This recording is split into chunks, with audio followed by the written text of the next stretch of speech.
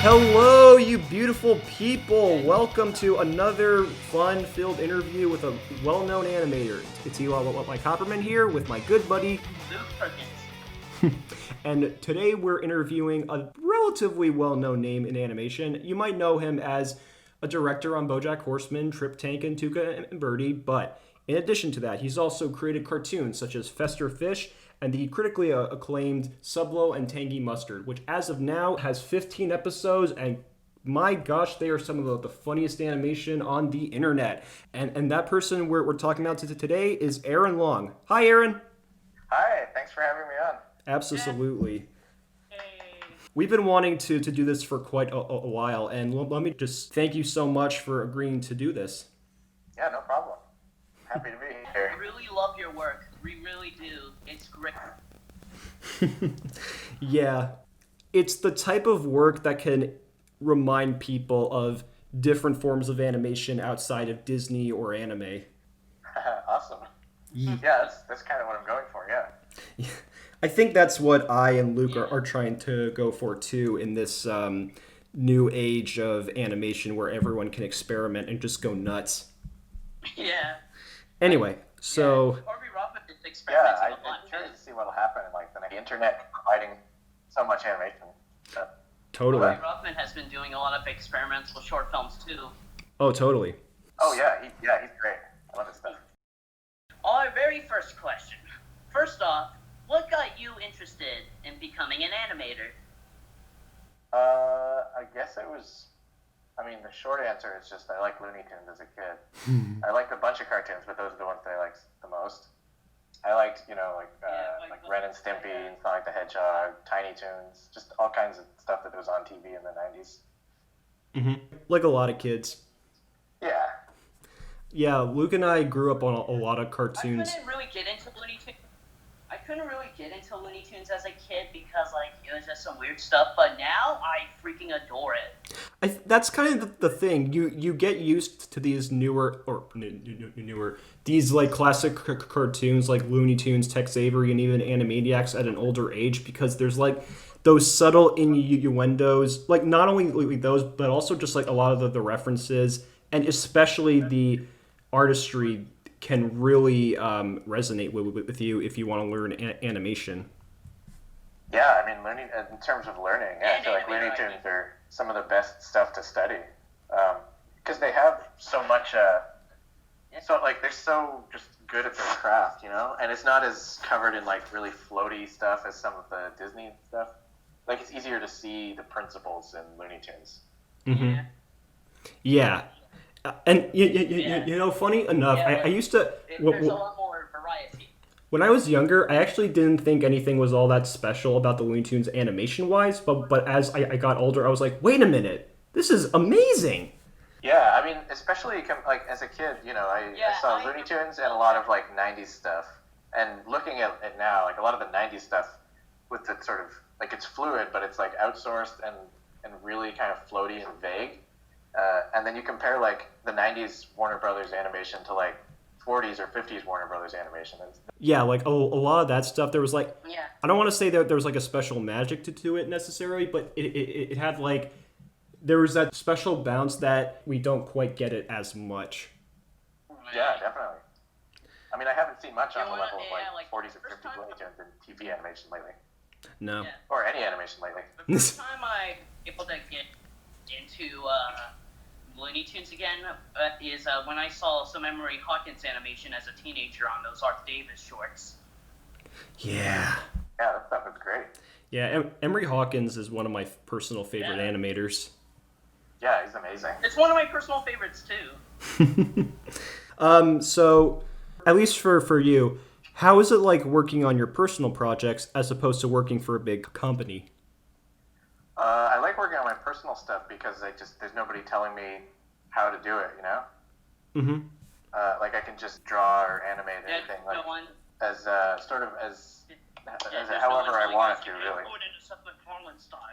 Oh god. Yeah, there's just a lot of stuff where you're doing stuff in the industry where they say like, well, we can't do it the way that you feel like would be best because of I don't know X reasons, but none of those reasons exist when you're doing stuff on your own. Yeah, it's like the Robert Mckimson formula. Oh yeah, Luke, why don't you tell Aaron what the Robert Mckimson formula is? Yeah, what is it? Alright, the Robert Mckimson formula. So, there was a time when Robert Mckimson was a director and his cartoons were great. But, like, Yeah. the formula or theory is like, when in its earlier years, the cartoon is still very solid, but still has some loose and fun action, and still keeping it consistent while still being very loose. Yeah, I love some of his early stuff, like Birth of a Notion. Mix between, yeah, but in the 50s, it tries to still be solid, but still trying to be loose, but still trying to have some little quirks that still make it stand out. But then, in the very later years, it gets very, very stiff. Yeah, his later stuff is harder to watch than like Chuck Jones or Frisk Freeling's later stuff from the same era. Yeah, I mean, I heard that he always had lower budgets and like he got like the worst animators and stuff, but a lot of it is kind of just his directing too, I think. he was kind of a wooden director, so to speak.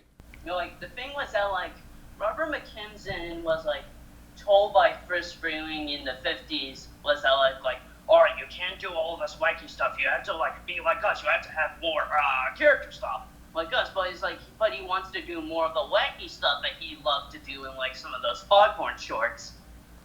Yeah, those are great. Yeah, so what you end up getting is kind of like a more toned down version of Mckimson at his best. And I think, like, he was always at his best when he really experimented with different characters. Because one thing I love about a lot of his finer works is that a lot of those characters are just so unique from so many Looney Tunes characters, from like Pete Puma to that Easter Bunny in Easter Eggs, and that genie in Aladdin in his lamp, so on and so forth. There's just so many bizarre characters that no other director could have even thought up. Yeah, I agree. And I mean, a lot of that is like the voice performances too, right? Like Pete Puma always had so much in the voice. I got a little rabbit in the hole.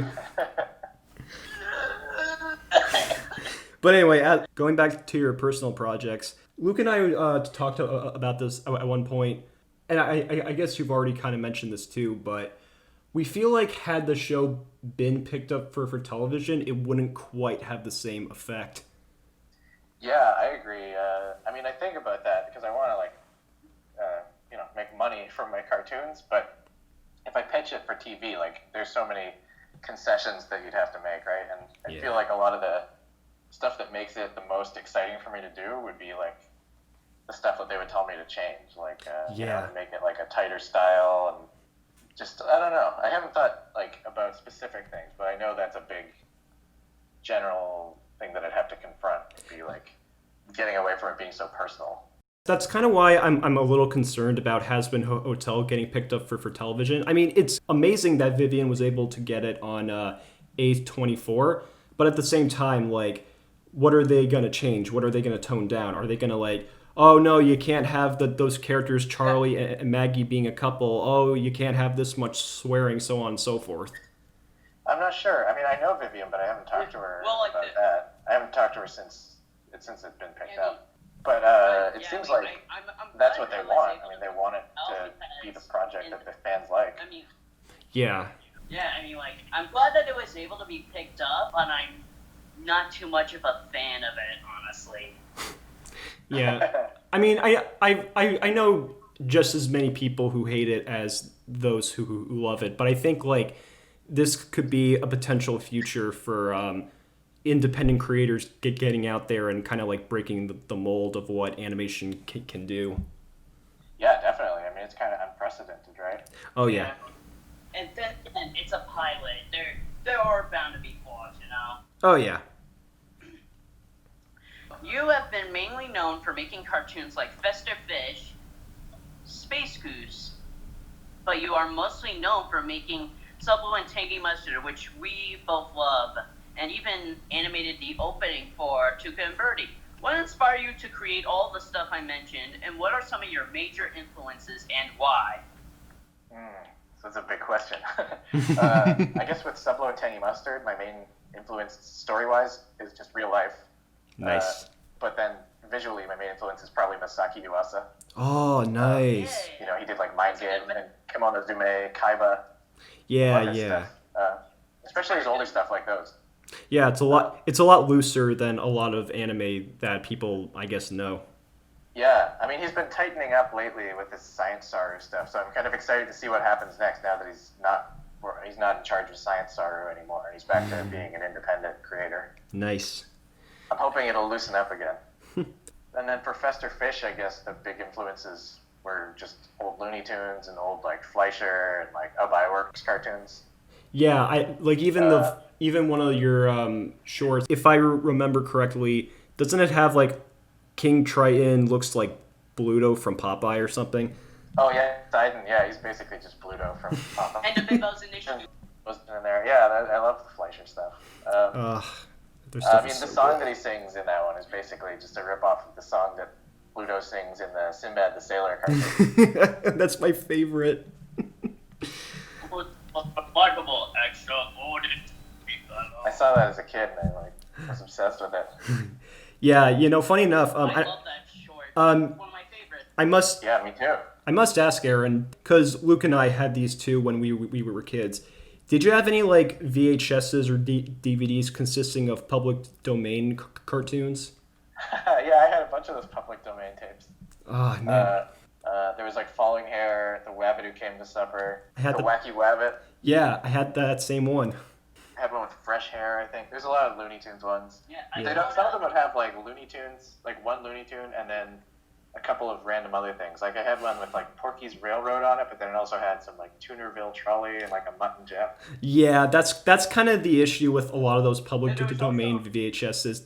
Because even like a Woody Woodpecker one I had, it's like that was the only Woody Woodpecker cartoon in the public domain, Pantry Panic. So it also has like Have You Got Any Castles by Frank Tatascian and the old Shell Game, a famous studio cartoon. So like, on one hand, you never know what you're going to get, but at the same time, it's like, well, this isn't a Looney Tune. Wait, this isn't a Fleischer cartoon. What? Yeah, it's cool because it exposes you to different kinds of stuff, but it is kind of like, oh, I wanted some Bugs Bunny cartoons. I got one Bugs Bunny and two crap. It's also one thing I want to mention that I remember one person got a public domain tape with actually 3 Disney cartoons and one famous studio cartoon, and a few Disney public domain. I never saw any of those cartoons that were public domain at the time was actually Spirit of 42, Susie the Blue Coop, and even a Humphrey the Bear short called Hook Bear, which was in the public domain. There's even a Mickey Mouse cartoon, The Mad Doctor, in the public domain, if you can believe that. I didn't that. know any Disney was in the public domain. Whoa. Yeah, that's a shock, right? Yeah. I mean, they're always like fighting hard to keep stuff from and so I'm surprised that they ended up getting in. Yeah, it's weird, honestly. When it comes to animating, what is your thinking process like? I mean, there's a little bit of planning in the beginning. I think in general, I want to plan as much as I can and then leave room to be loose and have fun. That's what I want to do a lot more now. Because when I'm actually animating, it's pretty intuitive and just kind of doodling and finding the poses in a pretty fun, loose way. But then before that, I've got pretty clear storyboards of what I want the acting to be that I'm kind of following. I just find that's the most fun. That's the best way for me to work on my own stuff, I think, is to have like pretty tight plans, but then leave room to be loose. Right. When you're actually doing it. Because that's how I do it with background too. I have like tight perspective grids that, then you can just kind of doodle wiggly lines over and it still looks okay because they're following perspective. Yeah, that's kind of what I'm doing. I do freelance animation outside of college, and for this one project I'm working on, one thing I'm trying to implement a lot is how loose I can go without like losing the spontaneity of my specific character. I'm also working on the What's Opera Doc Reanimated collab, which Eli and a special friend of mine, Aliza, is working on. And for my scene, I'm trying to work with a very stylized design and also lesser frames, but the lesser the frames, the better, honestly. Oh, same, yeah. Yeah, I mean, I like doing stuff on like 3s. It has a nice quality to it, I think. I was going to say, I think one of my favorite moments in any episode of Sublo and Tangy Mustard is actually in episode 15, where, spoilers, where Sublo, Tangy Mustard, and Katie are like running to the train, and like the run cycles are so loose and like off the rails, no pun intended. And So fun. and there's like there's not a lot of in-betweens, but there doesn't need to be. Yeah, I mean, in-betweens are tedious. You know, you're always trying to figure out ways to not have to do as many in-betweens and still have it feel good. Oh god, yeah. I mean, with the run cycles especially, like, they're so fast that, like, it's almost all keys anyways, you know? Yeah, I think that's part of why, like, when there's like that Richard Williams mentality, like, don't listen to music when you animate. But I think once you have a clear idea of what you want and you've gotten the key poses out of the way, if you're just doing like minor in-betweens, just relax, loosen up. Oh yeah, I mean, when I'm in-betweening, I'm almost always listening to music or a podcast or something. But when I'm animating, a lot of the time I'm not. Maybe I'll listen to some like instrumental music. Right. But it's hard to focus. And I tend to go slower when I'm working and listening to stuff too. Yeah. You were saying about Matt Willemy's, Luke? Yeah, I know Matt Willemy's a great guy, great artist. He would, for his first and rough pass and thumbnails, he would always animate it without the music, but once he is able to get more in-betweens in, he does it with music. Oh, interesting. Yeah, and that's kind of like, I think that's kind of what, funny enough, when I talk about loosening up, there's a story when Dale Bear, you know Dale Bear? Yeah, not personally, I know his work. Yeah. When he was like starting out at the Disney studios, he was doing like a test to get on Robin Hood, and he was like really struggling on it. And then I think it was like the head of a department or something. It was Andy Eggman, and he came up to him and said, "Hey kid, loosen up." And if it wasn't for Eggman telling him that, Dale Bear would probably not have the amazing career that he has now. Wow.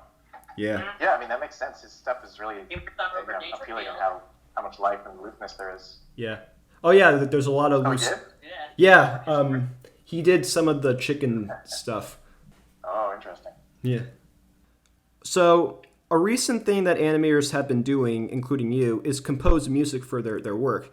And your music is in Sublo and Tangy Mustard. What is it like to not only draw, but also to compose your own scores?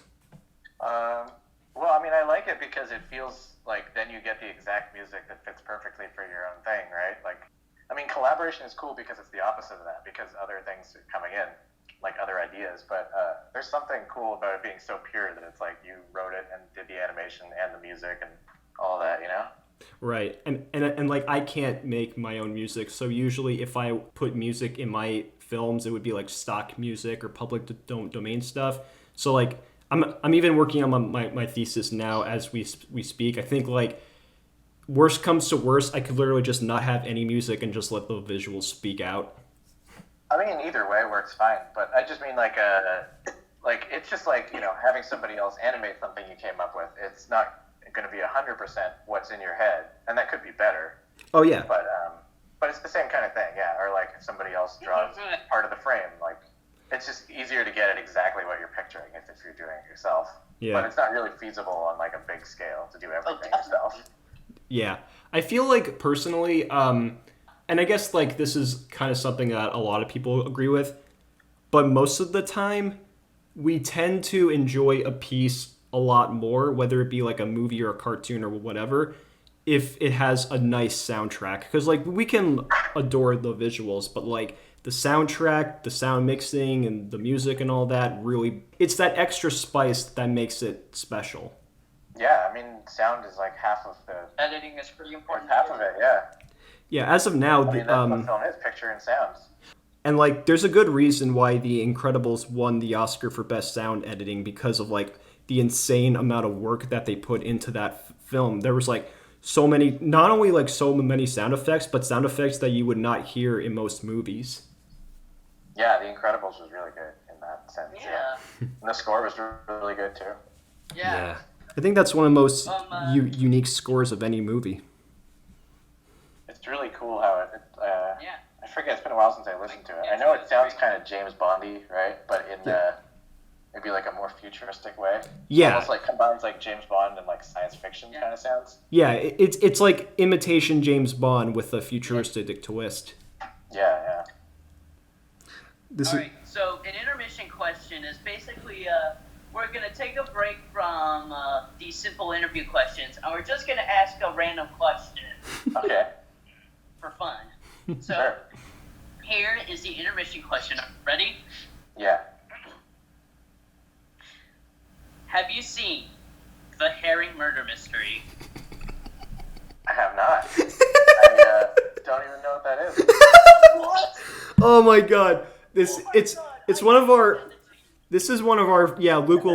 Luke will send it to you later, but you know the Columbia Pictures cartoons from the 40s, right? Oh wait, I have seen that. Yeah, I just looked it up. I've definitely seen this. This one's crazy. Yeah, it's a great example of when a bunch of cartoonists at a studio look at the Looney Tunes and Tex Avery and think, how can we do that? And they fail so miserably that they make an unintentional masterpiece. Yeah, totally. It's been years since I've seen that. It was during college, but this thing is crazy. Me and Eli quote that cartoon a lot. Like some days we'll just go, man, I feel like a cat. And then just one day, everything is quiet. And then I just go, oh, there's something on the end of a hook, the end of a hook, the end of a hook. There's something on the end of a hook. It's Shadrow to me. And sometimes I'll even stop Luke in the middle of a conversation and go, Luke, what's the gag?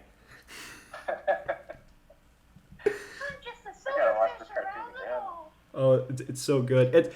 That's one cartoon that I wish got restored because I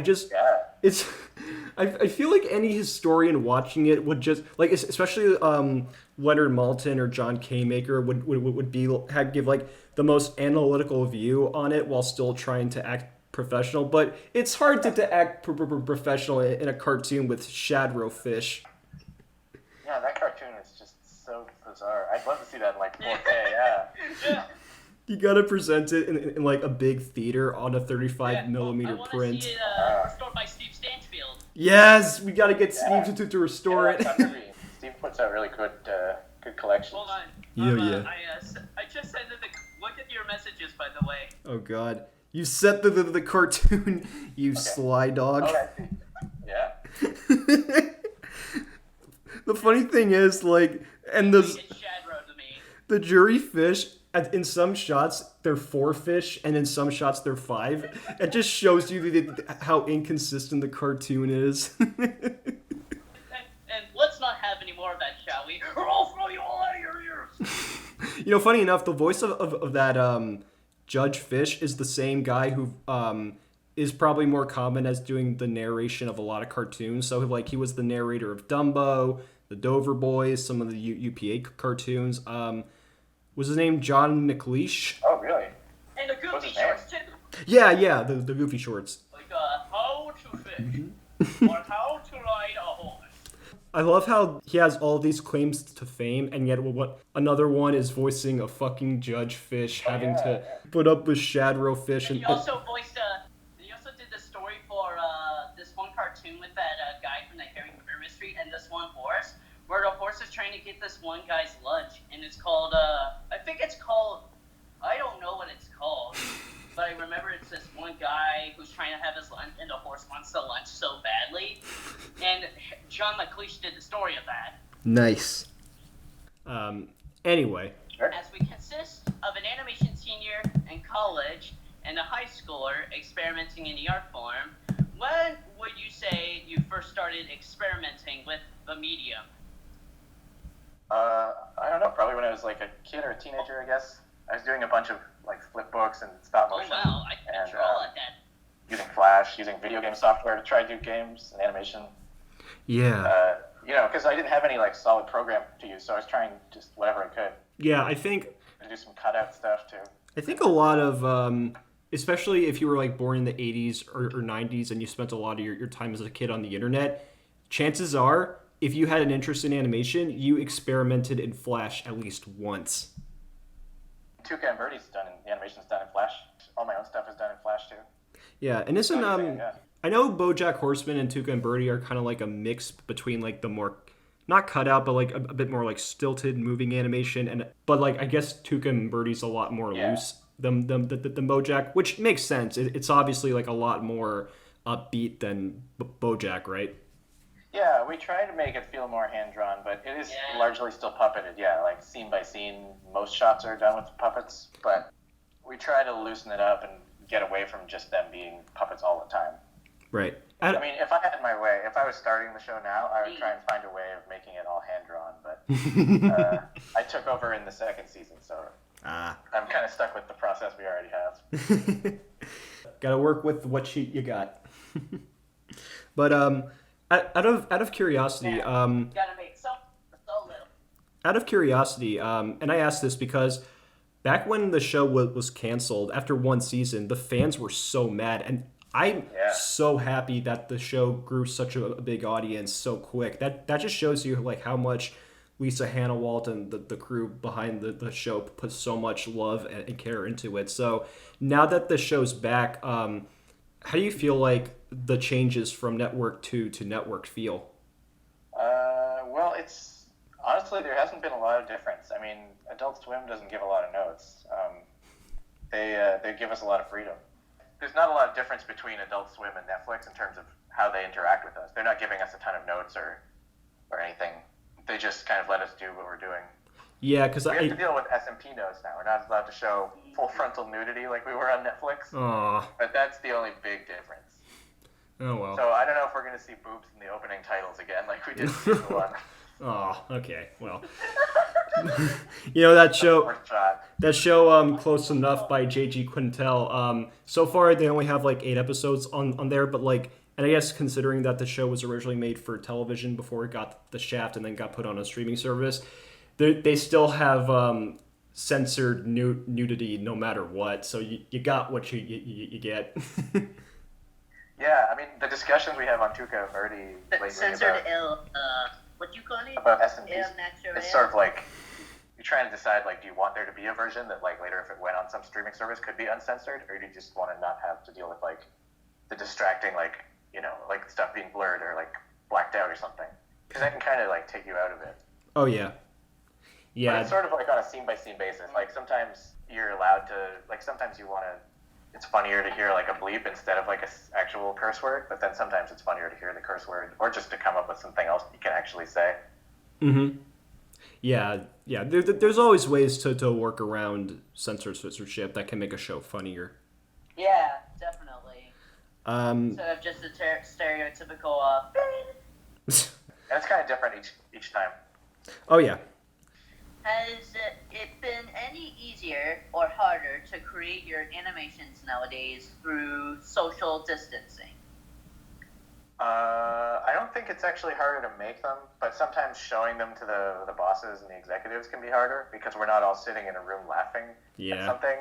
We're all watching it separately. So sometimes there's a joke that if we're all watching it together, we'd be laughing about it, and they could see that it's funny, you know? But sometimes if they're watching it themselves, they don't laugh, and then they say, take that out. Right. But I don't know. It's about 95% the same, I'd say. Mm-hmm. Yeah. I mean, like, I know the feeling, because, like, compared to doing college classes online as opposed to in an actual workspace or a classroom, although it is nice, like, if you're just working by yourself and you have more free time, you don't quite feel the same satisfaction as when you're in a room and discussing projects. Yeah, the social part of it is, I really miss that, yeah. Yeah, and you can like show your work and everybody can laugh at it and be like, yeah, that's so cool. And also, like... It's got to be hard doing school right now, yeah. It's easier totally. Working, I think, than it would be in school. Yeah, totally. I'm so glad I'm in my current college as opposed to my first one during this pandemic. But not much we can do about that. Out of curiosity, America has been making it work.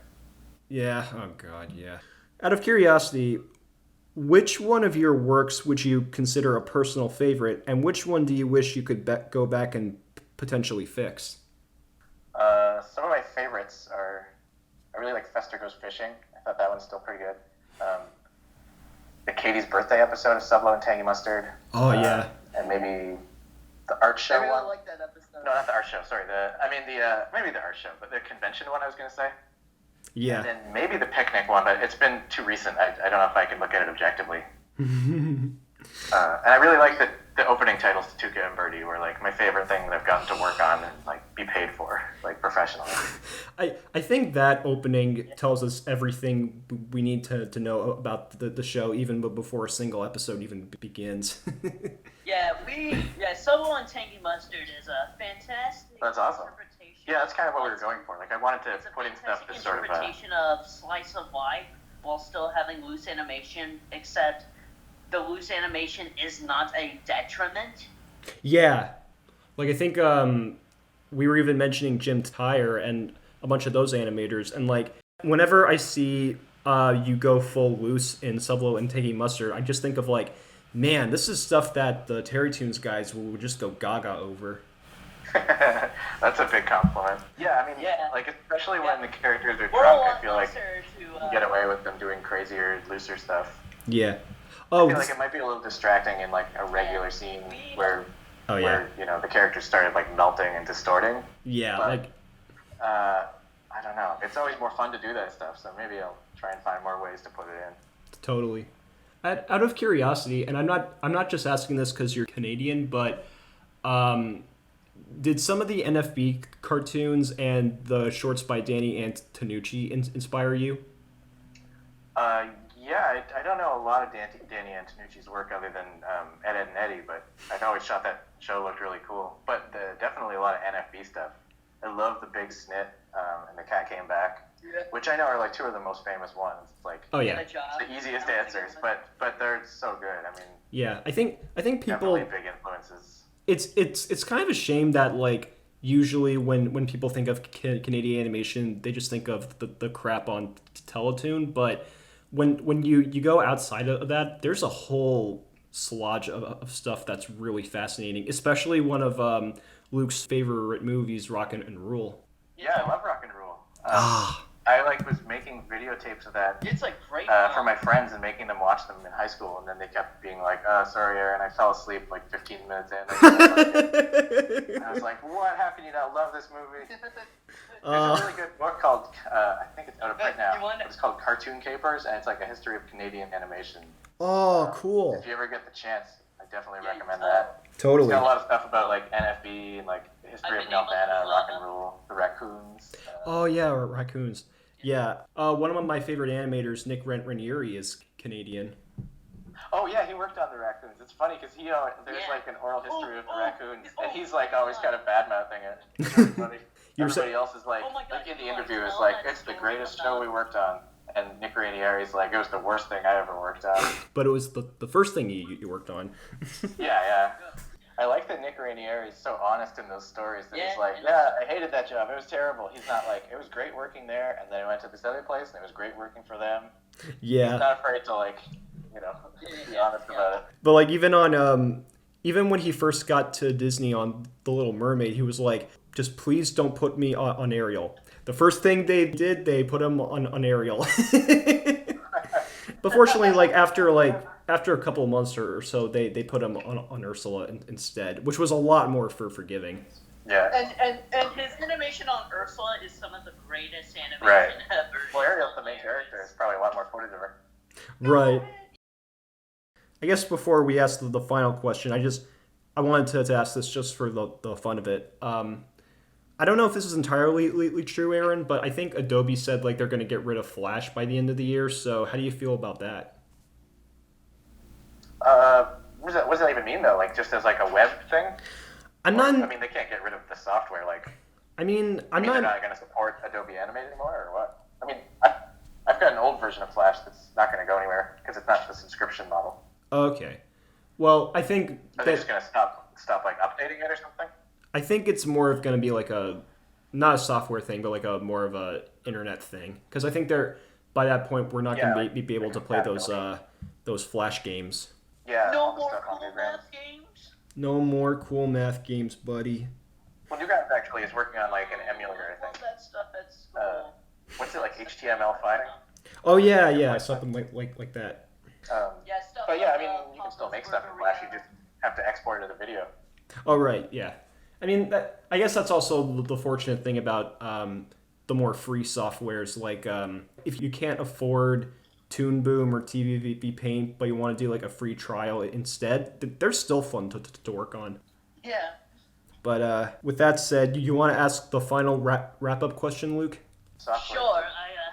What advice can you give to aspiring animators who are trying to enter the field through their own content and or networking?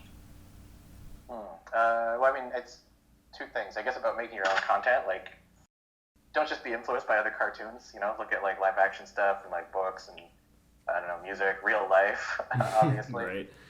But I see a lot of, like, people's pitches that are just basically, like, rip-offs of, like, 2 or 3 other cartoons put together. Yeah. It's just hard to stand out. Yeah, after a while, we get kind of, like, wrapped up in the same crap, so then when you look at something that's more unique, then it feels like you're being reformed. Yeah, it's just if you're not doing the same kind of stuff everybody else is. Which is and then what was the second part? I really like slice of life stuff. Oh, I love slice of life too, but it was more of networking any potential gigs, be it freelance or in a studio. I don't know. I mean, I guess I would say don't be shy. That's the biggest thing. And it's hard. Yeah, I'm pretty shy too, so it's okay. I'm still very shy. But I think celebrities who are like too big to normal people, you know, it's not like a movie star or something. Like you can just contact like anybody on Twitter or, you know, Instagram, message them and be like, hey, like I got a question or wondering if you know anybody looking for work. Oh yeah, like if I wouldn't have gotten my freelance gig if it wasn't for a friend from UArts. Yeah, I mean, also that's the other thing. Like, definitely, you know, your friends from school are going to be good people to like help you find work, and you help them find work. Yeah, I'm at the time we're doing this, I'm actually helping out a friend with her thesis, and like when I say help, I mean there were contracts signed. But yeah, like as Luke and I tend to do, we've made a good amount of friends with industry professionals. Like we interviewed Franz Vischer, as we said, and Steve Stanfield, but we've also like made plenty of friends with people like Dave Pruxma, Nicholas John Pozega, and Elaine Sigurine. Yeah. I've also been very good friends with Samuel Covenant and Josh Hill. Right, the class animators. Although Josh Hill worked on Green Eggs and Ham, I guess.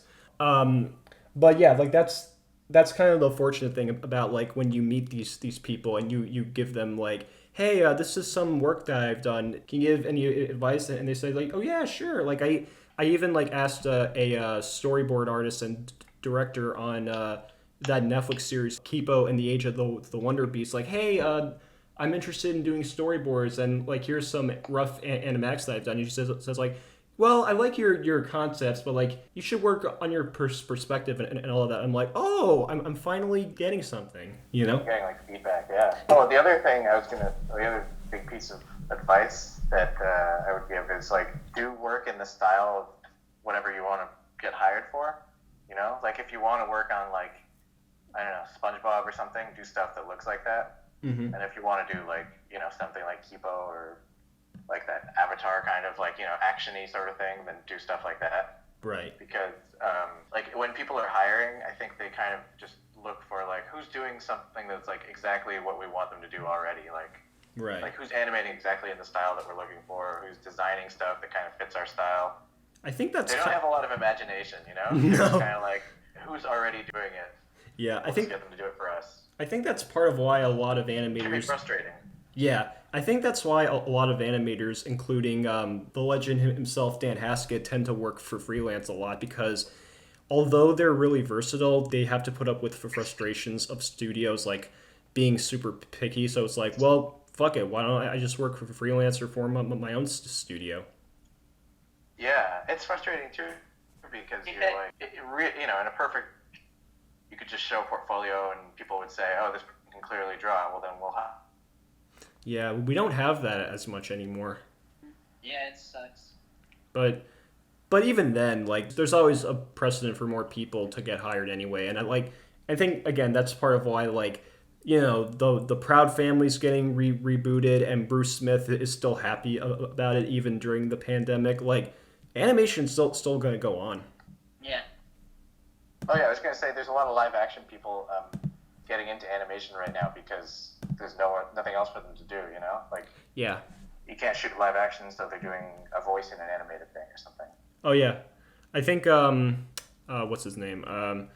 I think this movie was in production before the pandemic started anyway, but Guillermo del Toro's coming out with his stop motion Pinocchio movie, and I'm really excited for that. I'm really excited for that too, actually. I've seen the models from it have been on display at the studio on and off for years. Oh, cool. Whenever they would bring in like potential investors, they'd put them out and be like, "Hey, look at this thing. You want to make this?" And they'd be like, "No." Eventually, somebody did. I think Netflix, maybe. Yeah, because it's gonna come on Netflix. I think streaming services really have just been, and I guess I'm saying this compared to when I was growing up and you saw a lot of stuff on cable, but I think streaming services have really proven to be the real future of animation. Yeah, well, yeah, it seems like they're willing to take a little more risks, at least in the beginning. It seems like right now Netflix is just kind of trying to hire a bunch of pre-proven talent and just kind of have them, like, once they hire you, they let you do whatever you want, basically, it seems like, but they only hire you to do that if you've already made a show. James Baxter. Yeah. Well, they also hired Glenn Keane to make a movie, so I'm excited for that. Yeah, I'm glad at what Sergio has been doing too, even though I'm not too much of a fan of Klaus. Yeah, we're not the biggest fans of Klaus, but we're still happy that Sergio Pablos has found success on Netflix and his studio. Yeah. Yeah, I guess. He's a down-to-earth guy. Yeah, very much so, and as much as we would love to see more varieties of animation, we're still happy that, like, if not traditional, then at least like 2D animation is still going strong in more ways than one. Yeah, I remember James Baxter once said that he calls it hand-drawn animation instead of 2D animation because 2D sounds like a downgrade from 3D. Yeah. That's a good point, yeah. I mean, yeah, I see. That's true, yeah. It's like, it's got its own strengths, yeah. It's not just like a more limited version. Right, because I guess when people think of 2D animation, they'll think of like Flash or something, but, it just depends on how you handle the program, right? Yeah, definitely. I mean, I think I do some cool stuff with Flash. I also think Science Saru does really cool stuff with Flash. I mean, a lot of people do. But, you don't have to use it as like a symbol program like TV shows do. You can just do hand-drawn animation with it, which a lot of internet animators do. Right. Yeah, and I love that they're still practicing the traditions while still like advancing the art form. Yeah, I mean, there's a lot of different programs that you can do hand-drawn in that all kind of can lead to the same result if you're not like using the specific tricks and like techniques of that program. Yeah. Like, you can do stuff in Flash or Toon Boom that kind of looks pretty much the same. Mm-hmm. Toon Boom's got more built-in stuff for like compositing, I think, but you can kind of achieve that in Flash with After Effects too. Mm-hmm. I think that's why the industry is leaning towards TV Paint and Toon Boom. Like a lot of Cartoon Network shows now are even animated in Harmony. Oh yeah. I mean, there's not a lot of industry shows done in Flash right now. I think, I mean, definitely Tuca and Birdie, and there's maybe like 2 or 3 others that I could think of, but not a ton. Flash is going away as an industry thing, but I think it's still pretty big online just because it's got such a low bar for entry. It's so easy to get and easy to learn. Yeah, and Flash seems like a fun little thing that animators could do. And it's like, let's just have some fun. Always. Yeah. Yeah, that there's no stopping any animator from just goofing off in any software, whether it be for a school project, a professional job, or just their own fun side thing. Yeah, Ralph actually had a really good speech he went on at some convention somewhere a few years ago about just like how people have no excuse to not make their own stuff now. Oh yeah, but there's like an army of animators and or like expensive tools. I love Ralph Bakchi's stuff. I'm not a big fan of a lot of his actual work, but I definitely like his whole attitude of just like make it with whatever tools you have. Just do it. stuff for you, like eat crap for you. Why can't 6 or 7 or 8 animators just get together and make their own film? I like when his voice gets really high. When I just like his. No, we were doing it in the 70s. I made Fritz the Cat for less than $1 million, and it became the most highest grossing indie film of all time. Why aren't you doing the same thing? Hey, Rusty, once we pull a rabbit out of a hat. But yeah, that's kind of the thing. Like, no matter who you are, no matter what the resources you have, even if you barely have any money, the resources that we have now are so much more available than they were 10 years ago even. So just do it. Any way, shape, or form. That's always what I tell people. Like, don't wait until there's somebody asking you to do it or somebody telling you to. Like, if you want to make a cartoon, just make it. Exactly. Is it hard? Absolutely. No, everything's hard. Well, almost everything's hard. But if you have some good ideas and you know what you want to do, then nothing's stopping you. I'm also gonna say that I really like. I tend to like Ralph Bakshi's films mainly for how they kind of would have given the animation industry a bit more of a revolution in the 70s because animation wasn't doing so hot in the 70s. Mm-hmm. Yeah, and I think that's why it's a really important here in the history of animation. My favorite Ralph Bakshi movie is actually Wizards, and you could argue it doesn't. I've never seen that one. Yeah, you could argue it doesn't make sense a lot of the time, and it's also kind of weird in many ways. But to me, it's a great example of when you make an ambitious project with fewer resources while still keeping intact what you're trying to say. Yeah, I mean, he's great at that. Yeah. I think I like his earlier stuff better. Like, I like Heavy Traffic more than some of the rotoscope stuff. Oh yeah, it's totally. Just the fact that he was able to keep making stuff with such a lower budget is cool. Yeah. yeah. Luke has a kind of a hatred towards rotoscope. There's some funny rotoscoping going on in YOLO Crystal Fantasy, though, that Adult Swim cartoon. There's some really funny stuff there. Oh, nice. Yeah, I think in funny ways. I tend to enjoy rotoscope more when you experiment more with the media, like the Aha take on Me music video or Yellow Submarine. I was gonna say there's some really cool rotoscoping in Yellow Submarine. Yeah. I love that the Eleanor Rigby sequence at the beginning. Yeah. Oh yeah, the Don Bluth movie is just especially noticeable. Just for the fun of it, I know we tended to think more of Milton Knight for his work on Sonic and Felix the Cat, but if you look at his other stuff and especially how much he was influenced by Terry Toons and all that, it really feels like he's one of the last. His comic amazing. Yeah, he's one of the last pure graphic cartoonists influenced by a lot of early stuff that we just don't quite have it anymore. Yeah. And also, Milton Knight might be one of the funniest comedians on Facebook. Yeah. Yeah. 30s designs. Also, his inking is so good, too. Oh, yeah, absolutely. The line working is amazing. Really exquisite. The night is, what you call it? Exquisite. Oh. What you call it? Oh. That's an example of us. What do you call it, Fred? That's us imitating Freddy as FR07. We love doing that thing a lot in our phone calls. Sometimes it annoys us, but other times it's we just gotta say it for the fun of it. But on that note, I think we can. It's like Eli. Yeah.